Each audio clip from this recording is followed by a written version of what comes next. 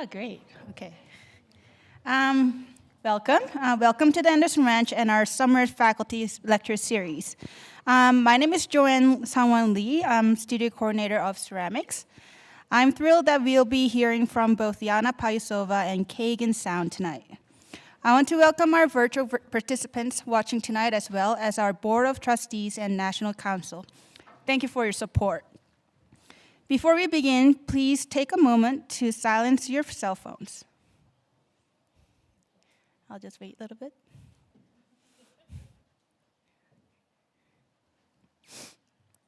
I would also like to remind everyone to attend the ranch-wide orientation right here in Summer tomorrow morning at 8:45 a.m.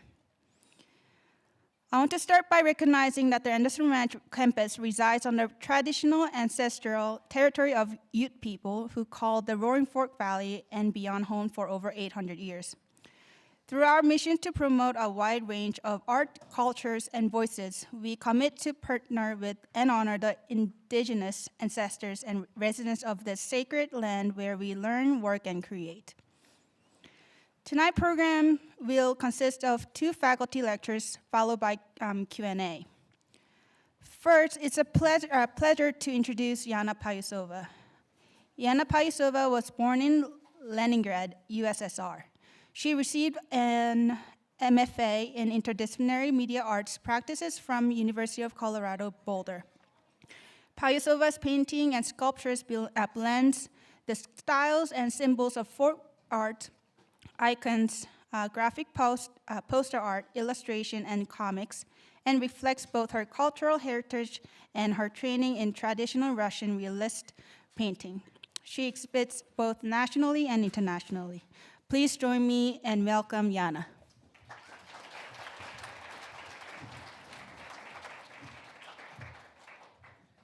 Thank you so much, Joanne. First of all, I'm very excited to see you all here tonight. I haven't been back in Aspen for 3 years, so it's wonderful to be back and to welcome all of the makers, and thank you for coming. So my name is Yana Payusova. I was born in a city and country that no longer exists. When I was 12 years old, Soviet Union collapsed, and the city of my childhood, Leningrad, became St. Petersburg. The 1990s, or as they're known in Russia, the wild 90s, were a time of tremendous upheaval and change. Crazy inflation, food ration cards, daily mafia shootings, drunkards on the streets, street children, and most importantly, open international borders. So the floodgates kind of opened up and everyone started coming in. And so the gray streets of my childhood were suddenly flooded with color. Advertisement, all kinds of business people coming, looking for opportunities, missionaries, new religions, cults, Herbalife salesmen, everybody was coming in. It was a time of pyramid schemes and endless imported soap operas that we were all watching because it was like this new thing and no one knew what that was. And so here are some more images from the Red Square, which, as you know, is in the heart of Moscow, and it's the most sort of expensive real estate imaginable, but this is what it looked like. For a time being, in the early 90s, there was a city of migrants who were living right, like steps away from the Kremlin. And so at the same time, when I was 12, I was accepted into the St. Petersburg Fine Art Lycée. That was an art school that still exists, under the umbrella of the Fine Arts Academy in St. Petersburg, which is the oldest art school in Russia. And this school trains its students in the traditions of classical realism.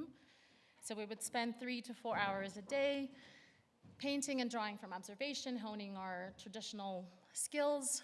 And even back then, and especially as an adult looking at this now, I always felt a sense of disconnect of what was happening inside the schools versus what was happening outside the school walls.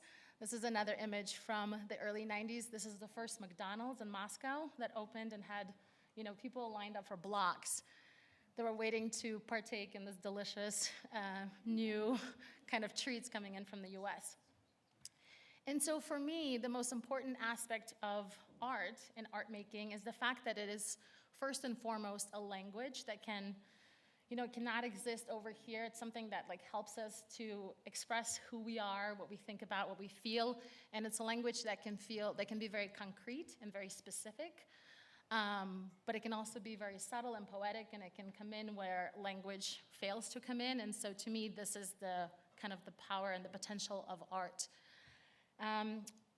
My research is very much centered around history, but history not in a sense that this is this kind of thing that happened in the past. It's this like fixed, static archive, but rather a lens through which we can understand the present, we can understand what's happening in our lives today. And so these two quotes have been kind of with me in the last year as I was working on the last body of work that I'm going to show you shortly.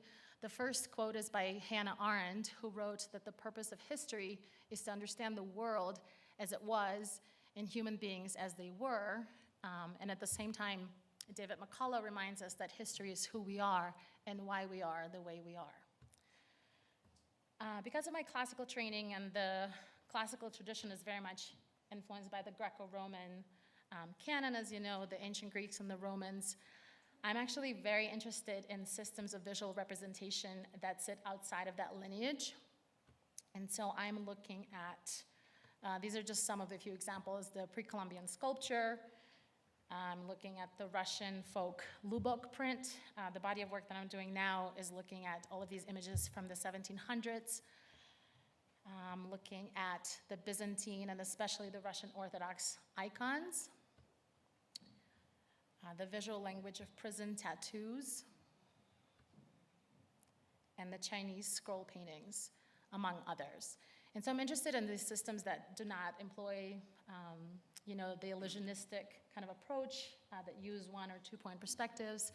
I'm interested in a more sort of symbolic way of communicating with the viewers. And so I am going to show you work from 4 bodies of work to give you a scope of what it is that I do. I was trained as a classical painter. For the last 10 years, I've been working primarily in clay. And for the last 5 years, I'm working primarily as an installation artist.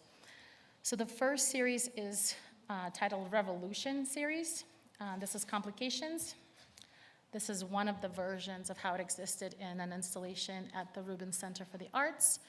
And so there were several vessel-like forms that sat on these rotating pedestals. And so the entire series focuses on what it's like being a woman in this day and age. This series is about 10 years old, so it's a bit dated. Not in this day and age, like 10 years ago day and age.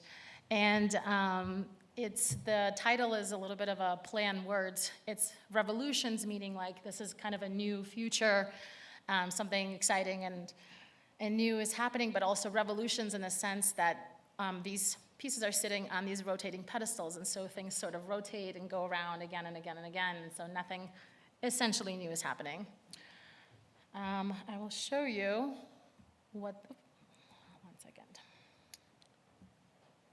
how these exist in a gallery space. So as a viewer, you are surrounded by these vessels, and as they slowly rotate, there's not sort of a fixed perspective that you can observe. Everything is a static image, and so there's this constant conversation between things happening in the foreground of the vessel and then things happening in the inside of the vessel. So it has a lot of kind of interesting narrative potentials. For me, this was an important body of work because, again, I come from a painting background, and for me, ceramics have been always challenging in that there is always this time delay between when you ideate something and you want to just get into it, and then you have to wrap it in plastic and put it away for like a month and a half.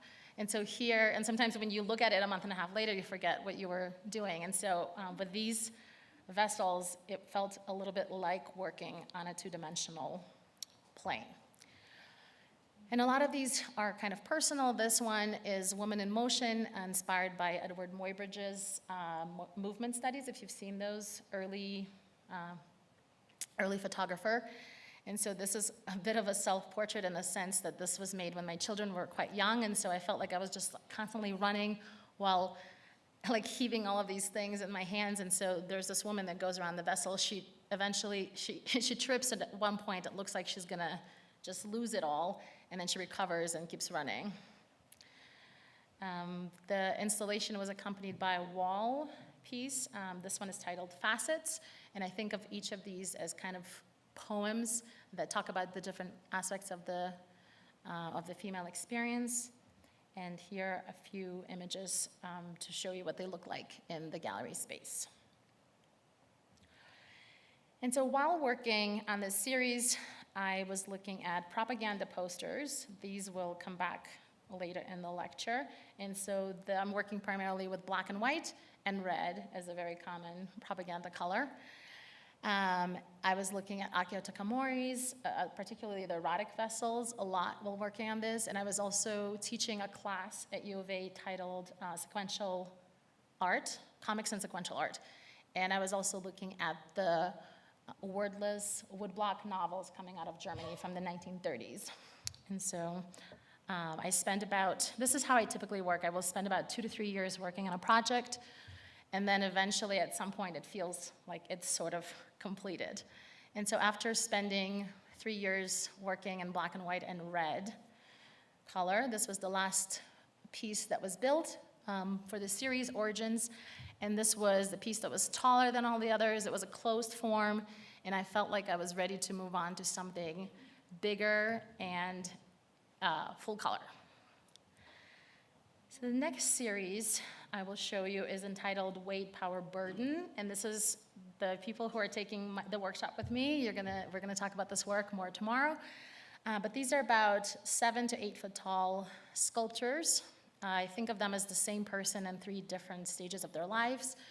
And the objects that they balance on their heads are maybe real or maybe metaphorical. Anyone that's coming from my neck of the woods may recognize a lot of these objects. Again, it's hard to imagine in our day and age when we have so much shit that we have, like so many things. If you want to buy a can opener, you have like 200 of them to choose from.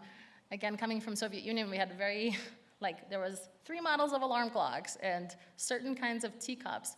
And so anyone that's from my neck of the woods will recognize a lot of these objects because they have a huge nostalgic kind of value. But again, they're regular household objects, and so you can definitely still understand what's happening with the piece without really knowing kind of the background of all of these objects. And I like to show them in a video because it's easier to see how they kind of function together as an object. I play a lot with this tension that exists between things that are completely 3-dimensional and things that are 3-dimensional objects, but they look like 2-dimensional drawings. So that's something that I'm very interested in my practice. And this work was shown at Conduit Gallery in Dallas, and while this exhibition was on view, an art director from Meow Wolf saw the installation, and I was invited to do an installation for the, back then it was just an idea that it was going to be a Meow Wolf opening in Grapevine, Texas, and so I was invited to submit a proposal. This was the sketch that I turned in. It was this fictional post-Soviet era shop. Again, these kind of popped up everywhere, and people were selling the most random collection of objects like bras and caviar and books and, cabbage. And so in my shop, I complicated it a little bit more, so we were also selling emotions and truths and lies and things like that. So this was the sketch that I submitted for the front of the room, and these were 4 different ideas for the back of the room, and the proposal was accepted and funded, and so this was the installation that came together in Grapevine. So it's a room-sized ceramic. Everything is primarily made out of clay. Also, because it's Meow Wolf, I had quite a bit of money to work with, and so I worked with a neon artist. I worked with a fabricator who helped me build the wooden and the metal elements. I worked with a computer scientist who did some interactive stuff, professional wallpaper installers, and a sound artist and a light artist. So it was a really, really fantastic project, a bit stressful while you're teaching full-time to be working on this because there were a lot of deadlines. And so that year I was in the studio, I was like, I can't have a day off. And so there's another close-up. So you can see that the onions, again, in the Soviet household, a lot of people would sprout their onions, so you could use the greens. That is to also help you cry. And then the vodka bottle It says liquid courage on it in cursive. So there are a lot of little Easter eggs hidden around. And another up close of all the store visitors. And this is a video to give you a sense with the audio that is playing in the background.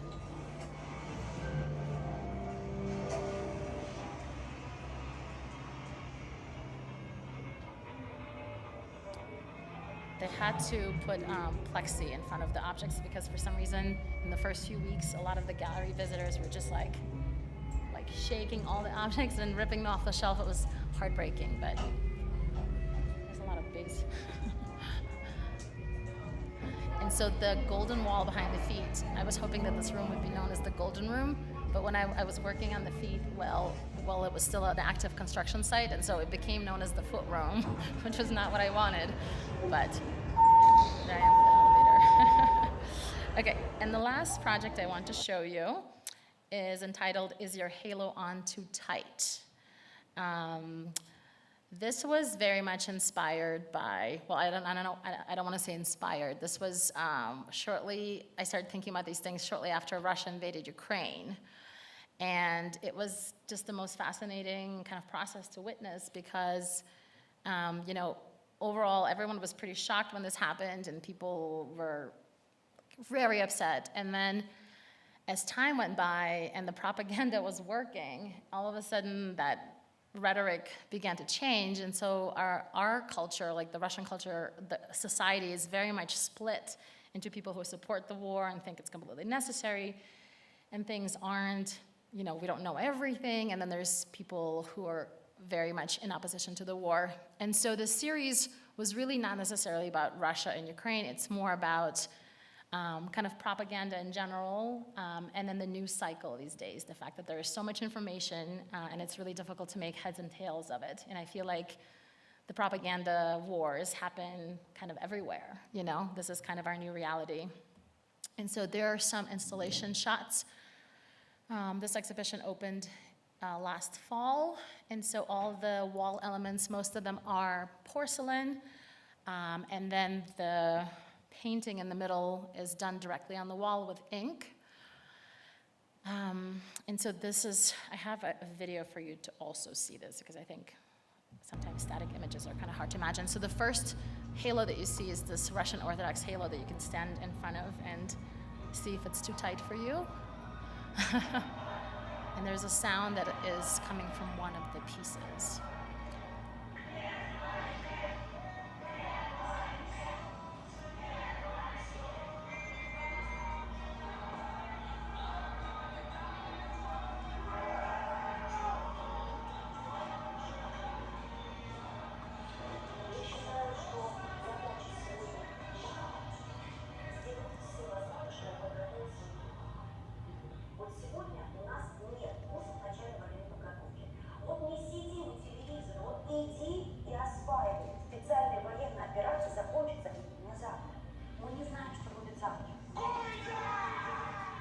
So the audio is, again, a mixture of people who are anti-war and pro-war, and the woman speaking was this mother who is urging all mothers to start educating their children to prepare them to fight for Russia, which is a little not so, in my opinion. These are decoys, but all of three of these pieces are an exhibition in Faenza Prize in Italy right now. It's opening in a few days. Very exciting, very scary to ship to Italy in a crate. And then just a couple of pieces from the series. This is called Kitchen Essentials, all the things that you need.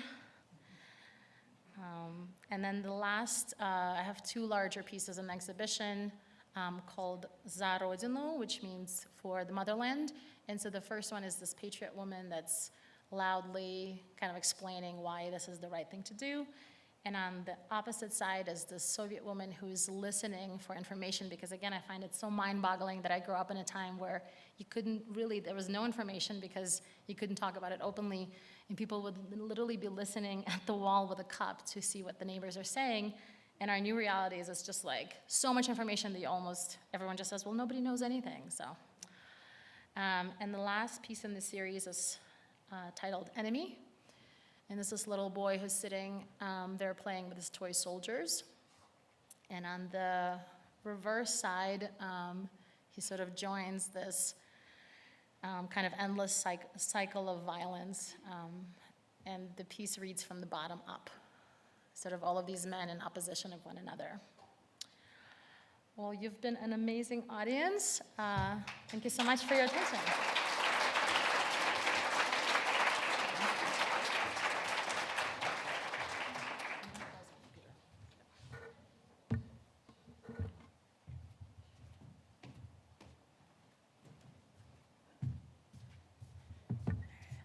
Thank you, Yana. It is an honor to introduce Kagan Sound. Kagan Sound has been full-time puzzle box maker for 25 years. After studying math in college, he gravitated towards the form as an expression of logic and riddles. His puzzle boxes have won numerous awards in the worldwide puzzle collection community and are considered an art form that intersects with mechanical puzzles and woodworking. Please join me in welcoming Kagan.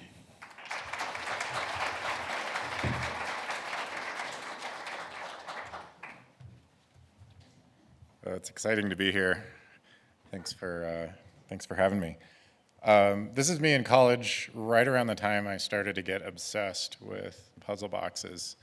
As a little eccentric, as you can see, I had an artistic streak in me, but I was really ultimately I was a math major. And I think in my mind at the time, I thought I'm just gonna study math and do what works. I'm not gonna think about it too much. But on the side, I kept trying to look for ways to get into woodworking, find my way into wood shops, so that I could build these ideas that had just been kind of brewing in my mind for really years. They're ideas I had even when I was as young as 12 and 13 when I was in middle school. I could never really make these things because I had no access to woodworking tools as I grew up. And when I got to college, there was a full working wood shop that I had kind of found my way into.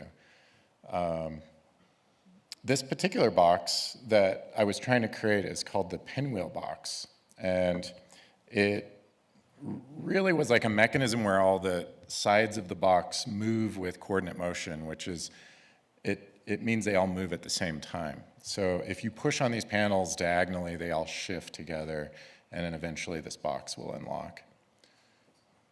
And then the lid can be removed. I kept sort of revising this idea. I wanted to sort of get the hang of how to do this. This version, I actually came up to the mountains and built it in Marble, Colorado, on the other side of the mountains from here. And again, I was just looking for ways to get into woodworking spaces. And this was the summer right before I graduated. And again, I'm just thinking, I'm gonna get this out of my system, and then I'm gonna go to grad school and be a math professor, or get kind of into just doing what I should. So I thought this would be the last one. I'll get it out of my system. I took it back to college with me, and one of the professors immediately said, "That's cool, you should make more," and he bought it for me.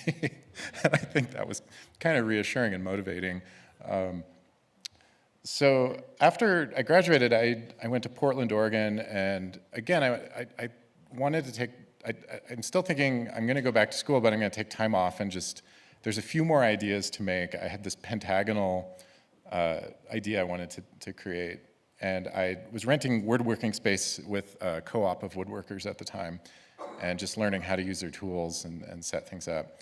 This was an interesting glue up where I'm getting really carried away with these really angular pieces of wood and gluing them together to later be planed and shaped into these pentagons that make a dodecahedron. And not only that, I had this sort of idea that you could rotate the sides into a pattern where they kind of line up. Oop, I didn't have the actual open box. But when you line up all these by rotating the sides, then the lid you can open up and actually see inside the box.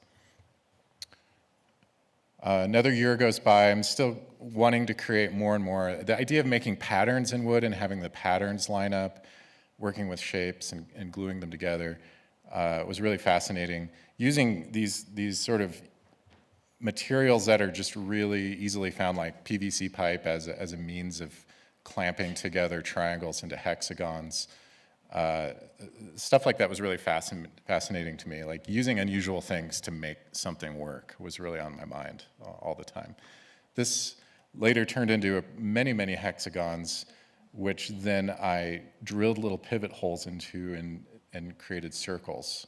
And these then would rotate, but only by freeing up all the gaps on each circle could you rotate them. So they could only rotate in a sequence. And in doing so, if you could line up all the triangles, you could open this box.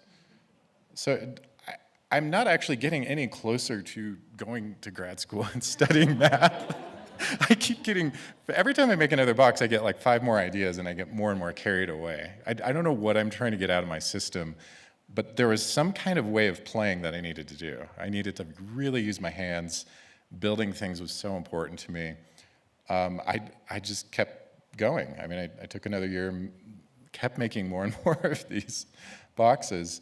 These ones had shifting sides. They could shift up and down and left and right, so they could move in 2 directions. And they had, you can't see it in the photos, but there's a whole intricate double directional dovetail that slides, that creates that motion. And again, this is another one where the plates on the sides of the box can move 2 different directions. This idea, I actually thought of it while I was in when I was at Colorado College studying math. And I used to just remember I used to lay on the couch in my the house that I lived in with my friends and just sketch these ideas on graph paper. And what this really is a 3x3 maze, but it's extended in 12 directions. So each side of this can move up, down, and left and right. But the panels interact with each other, and this little peg will navigate through this little maze on each side, eventually allowing it to be opened up and unlocked, which looks like that inside. This requires, I think, 115 moves to open. I mean, it's really intricate.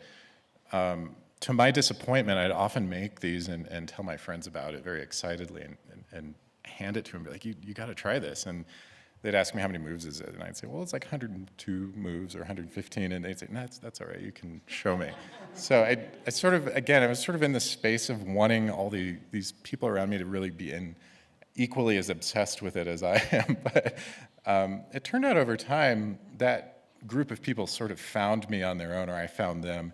There's a really wonderful community of people that get together every year and they collect puzzles. They're from all over the world, and after a certain point, I started submitting my work into a competition that they held, and I got awards in that one year, and then they invited me to come in person, which was maybe one of the most exciting days of my life, to really just be in the company of fellow puzzle solvers and collectors, people who want to play with puzzles, and most people don't want to play with puzzles, so it was really gratifying.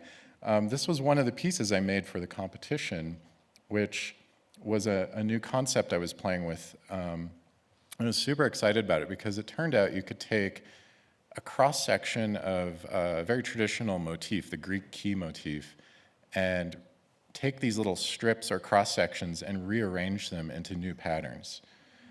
And the Greek key is just, it's one of my all-time favorite patterns, because not only is it, a real beautiful motif, but its name literally, means key, which is a nice clue to have when you unlock something.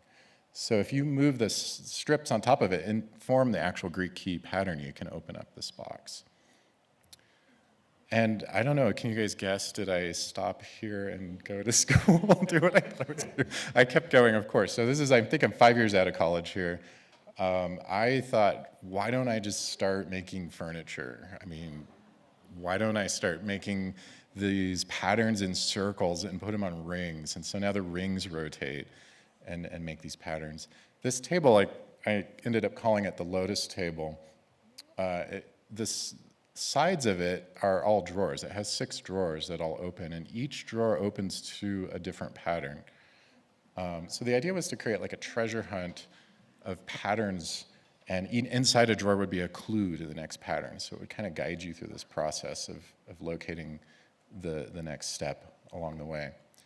So this is one of the patterns that you can create to unlock a drawer. And if you do the math, there's of course a master pattern that would allow you to unlock every drawer in the table, which would create this floral, like flower shape, which is how it got its name, the Lotus table. this project really was over the top. I made 20 of these tables, and I spent a long time. I kind of bit off more than I could chew here. Along with some other furniture projects, I think, there was a part of me that kind of went a little too far in terms of, saying, hey, I'm gonna make 20 of these, who's interested? A lot of people said yes. I was like, okay, I think I can do this. It took me years. I was really buried under the weight of these projects. But I made it through that. I think I took a step back from furniture as well. I love furniture, but I also had missed making boxes during this time too, so I wanted to go back to that. The other thing that's kind of always going through my mind when I'm building these things is, what ways can I push the materials that are available to me? What ways can I push wood? What ways can I push the tools? And there's sort of a stretch of the craft always going on for me with this. There's a material that, interestingly, is always present in all these works that I start to realize I can use. I'm not going to say what it is right now. I'll say what it is later. But I'll talk about these other pieces at this and the pieces following it, and let you kind of see if you can draw your own conclusions. This box I made very recently. I ended up calling this the battery-operated box. And I'm starting to maybe I feel like my work's evolving a little bit out of the geometric sort of math space and into something a little more poetic or story-like here. But what I'm trying to do with this is almost make fun of electronic devices. And this, this particular box, you can open it up, you can find these batteries inside of it, and the batteries are at first all oriented facing the same direction with their poles all facing the same way. The interesting thing about it is you take these batteries out, they're all wood, they're not electric at all, there's no magnets in them, nothing. And if you put them back in like properly, the way you would normally change your batteries in a remote or an electronic device, with the poles alternating, and you close up the box, it will magically open after that. So something else is going on. It's not just the physical mechanics of the wood at play here. At another point, I made this wild and crazy desk that this took me 5 years to make. And in this case, I decided to add musical sound to the piece. So there's a row of organ pipes at the front of it. And in the other side, the drawers, which there's an octave of these drawers, are small, and if you push and pull each of these drawers, they'll make different notes. Of course, on the top, I have like a pattern underneath the top lid, and you can slide these little checker pieces around into a Greek key, and that'll unlock the central compartment in the desk. But more importantly, you can find the actual musical score. It's assembled and sitting on top. And if you play the musical score, it'll unlock a final secret compartment. The inner part of the desk has what's actually a switchboard with these little logic switches that respond to the airflow from the drawers. So when you push and pull a drawer, it'll sound one of the organ pipes with the air pressure, but it will also interact with these little on-off switches. And this is an actual switchboard. On the other flip side of it, you can program various different tunes into it. So right now it's assigned to the correct tune that fits the clues of the desk in this case, but it can be reprogrammed to other songs if needed. So the final secret drawer revealed here. Not only that, when you play the song, it would open on its own, which was really something to see. Another way I was trying to stretch the materials, and this is a very recent piece. This piece I put in the same design competition with the puzzle party, the puzzle people who collect puzzles, and this one actually won the award 2 years ago in the competition. But everyone who's played with this, who really loves puzzles, has told me this terrifies them.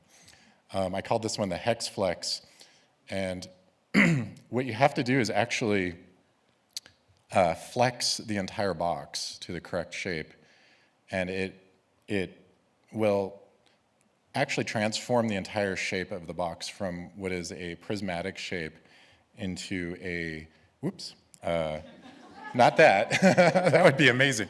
No, it transforms it from a prismatic shape into a helical shape, which allows the top part to then, this is it being flexed, and this is the part that's terrifying because you don't know how far it's going to flex or if it will just break.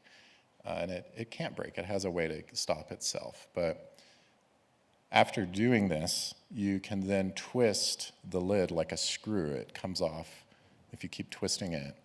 And because it's helical now, the lid's actually free to be removed from the box after you twist it off.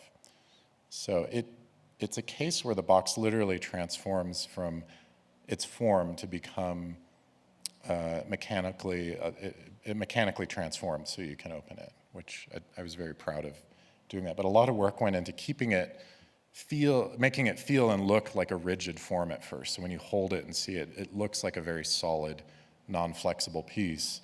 And only if you get it lined up right along this like fissure and push on it will you get it to flex. So I think that terrified people, which I loved. People were really telling me there was some kind of emotion at play when they were solving it. And in the past, a lot of the work I'd been doing is real cerebral and sort of, can you solve this? Can you come up with a sequence? Can you use your mind to figure this out? But this really was testing an emotional thing. It was really terrifying to push on the box and flex it and see what would happen. You wouldn't know if it was going to break or not.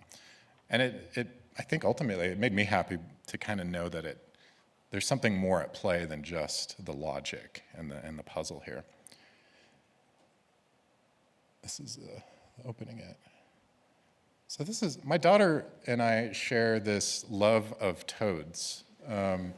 This is actually just a few weeks ago. She caught a toad and I let her keep it for a few days. I came up to Anderson Ranch and taught last summer this puzzle box class, and then I stuck around and did an extra week to do an open studio and just work out ideas on my own. One of the ideas was to create something sort of almost assigned more to a fairy tale or a very literal object. And in this case, I wanted to make my daughter a box that had a toad thematically involved with it. So the idea was to make what I have been calling the Toad Prince box. And I didn't actually make the toad itself. This toad was made by Lisa Max, who was an intern last year here. She did an incredible job making the toads. But she got really inspired by the idea too, and she sent Helen a toad, my daughter Helen a toad, and then I created the box and gave it to her on her birthday. But as you may expect from the Frog Prince fairy tale, you really do need to kiss the toad to unlock this box. And I have that with me if anyone wants to see it later this week. To follow up with you on what I said, there was a missing element, an element actually that has been there all along in these puzzle boxes I've been making for the 25 years I've been doing it. It turns out air is another element that you can work with. And so when you kiss this, you're not actually kissing it, you're sucking the air out of its little mouth. And the air movement within the suction created will be enough force to pull these little pins out of the way and allow you to open the box. And the case is also true with the battery-operated box, that the batteries rearranged redirect airflow in the box to allow you to open it. So there's quite a few cases now where I've used air as one of my concepts in these pieces. So thank you very much.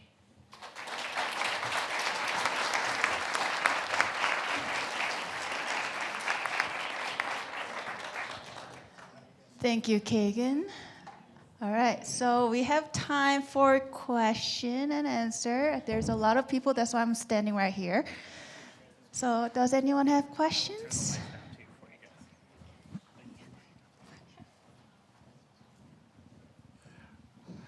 So I want to know about these puzzle boxes. Have you ever been locked out of your own puzzle box? Yes. I mean, especially with like 115 moves. It's I mean, always when someone's filming me opening it. No, there's quite a few. There's one in particular I cannot actually open on my own. I need to consult the flow chart or the directions that I wrote up for it. And that was one that used more of a Rubik's Cube style of mechanics that I can't remember how to do certain things. So there is a limit to me memorizing my own solutions. Thank you so much for both of your presentations. I have a question that I'd like both of you to answer if you can. It's interesting seeing how people's reactions and responses to your work really inspire both of your practices. Anna, your work speaks so much about the world and the politics that are happening in it, and there's a storytelling element that asks for people's responses. And Kagan, with your puzzle boxes, there's so much interaction and play. My question for both of you is, in regard to people's response, what makes a work successful? That's a really good question. I think it's a moving target for me. It's changed over the years. When I started out and I was first doing this, and, I think there's more of an element of my younger self trying to sort of prove my existence to the world. So I felt successful if someone kind of worked it out mentally. And the way I feel about it now has changed a little more, where if I see more of an emotional reaction in the work, it feels like I'm stretching what I'm doing more, and there's something to that. That's very new for me. It kind of crosses over with magic too, and magicians who perform magic. There's a real emotional element to how you misdirect and how you kind of draw the audience in. So there's definitely, there's a lot I still have to learn there, but that feels successful when I can evoke somewhat of an emotion with it. Mm-hmm. For me, I tend to go on I tend to follow the breadcrumbs with my ideas, and I work not really in isolation because I teach at a big university and my studio is next to the grad student studios, so it's definitely not isolation, but it's very much kind of a solo journey. But I do, when I do show the work, my favorite part is the conversations that happen. I feel like, I don't want to blame social media, but I feel like we are so divided these days. We don't have conversations very often. We kind of tend to stick with people that share our opinions, and it's difficult to talk to people who think otherwise, think differently than you do. But I find it that when we do have conversations like this, we have a lot more in common. We all want to be happy. We want our families to be happy and healthy. And so for me, if my work can inspire just conversations to take place, that to me feels like a successful, culmination to the work. But I think success is it's a moving target as well. Mm-hmm. Thank you.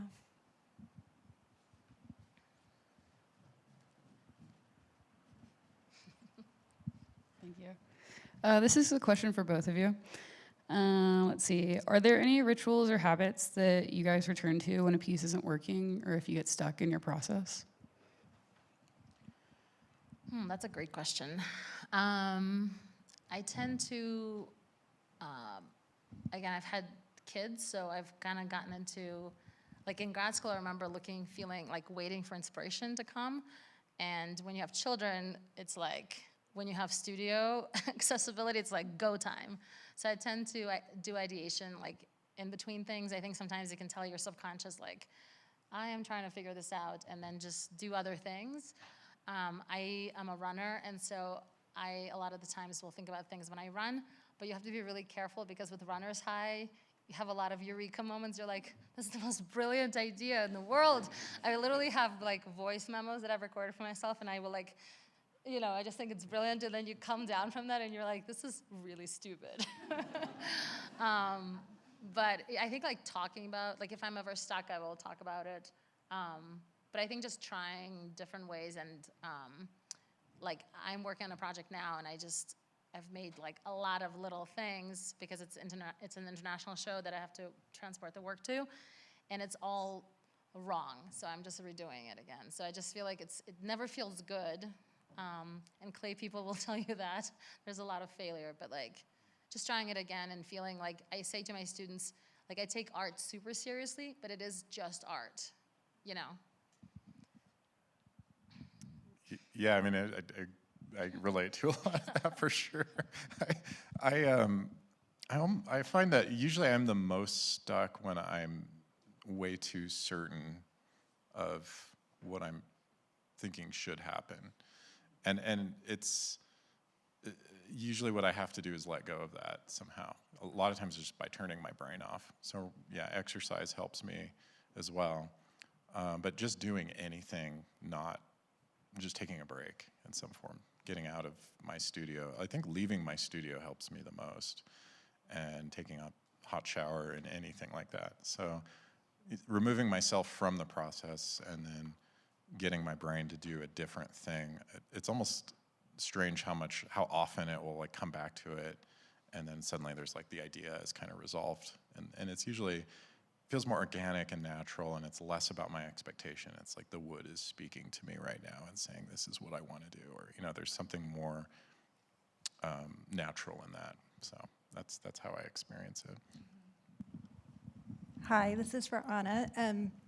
I was just thinking about how you came from a culture and a time and a place where people couldn't talk openly, and to the point that they're listening to their neighbors through the wall. And now you are doing work that openly critiques that very culture. What does that feel like to do that? And I'm also wondering if you needed to move away from just the classical style of two-dimensional work into this 3D style to be able to do that. Yeah, it's an interesting question. I mean, sorry, what is the, like, what? I'm a little tired. Can you tell me the question, just, like? Just going from a culture that Yeah. was so guarded in what you could say, Yeah. and having come from that culture and now turning back and openly critiquing that through your artwork, Mm-hmm. what does that feel like? And was there a necessary change in your medium? In the to be medium. able to do that? I mean, I think the work became more like political and maybe open as I get older, because it feels like time is somehow more precious, and you really have to decide like what is it that is important to you. The three-dimensionality, I think I was trying to go that way as a painter always, because I even painted on the underside of my stretcher bars. I always worked with really thick stretcher bars, so I think I was always like going three-dimensional without knowing it. And I haven't like really painted on a two-dimensional surface since. Like I just love the material of clay so much. I think again, the culture, it's not so different. I mean, I'm seeing this a little bit with my students from China. Like they're very careful making any work that's even a little bit political, because they're worried about being able to visit home. Russia, my father and a lot of my cousins and uncles and aunts are there. I've definitely been very concerned about going back since the start of the war, because there's been some weird arrests over really dumb stuff. And again, it's a really big country. I don't think anything would happen, but there is always a possibility. But again, I think it's not really even a culture. It's just like, I think we're all experiencing this shift. The kind of the plethora of information is everywhere, and people just say, well, this is not real.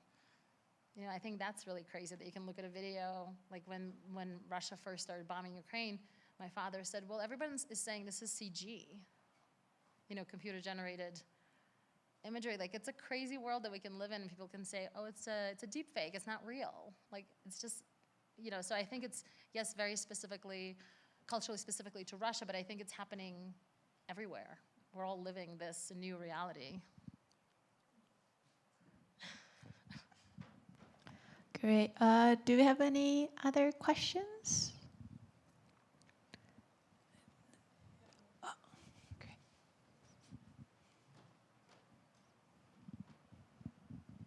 This is for both of you guys. How do you guys push through creative block?